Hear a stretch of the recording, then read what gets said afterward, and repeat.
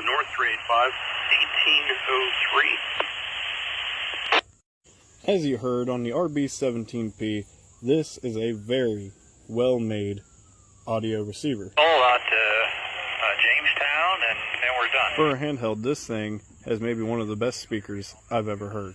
Not to mention it does look very nice. Now, for the actual receiving quality, whenever it comes to the channel that you're selected on, and you actually just want to really filter out through that noise, believe it or not, this is actually a pretty good radio to use. Let's say you were trying to listen in somewhere and you really needed to listen to the National Weather Service, for example. Around 5 miles an hour. Well, while this does receive that channel very well, let's try another channel that's not exactly close to me, so it's going to be a little bit harder to hear. Cloudy.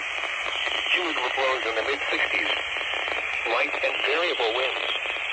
Whenever it comes to the NOAA Weather Service, this thing does have a pretty good receiver along with side with the GMRS receiver in it. Even though I more often than not have a very hard time receiving that frequency on even my roof antenna up there, this thing more than was able to listen to it. Now granted, what you can do to increase your range, as a little tip, sometimes having more antenna is better than having a proper antenna. For example, if you look on here on NOAA channel 4, well, whenever it's real scratchy here, but whenever I touch it, 79 degrees at Wheeling, sunny. just a little handy survival trick if you're ever out camping or anything like that and you really want to listen to the weather.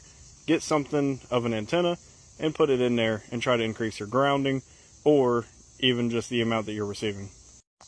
All in all, whenever it comes to the NOAA testing that I've been doing recently, this has definitely been by far one of the best radios for listening to the National Weather Service.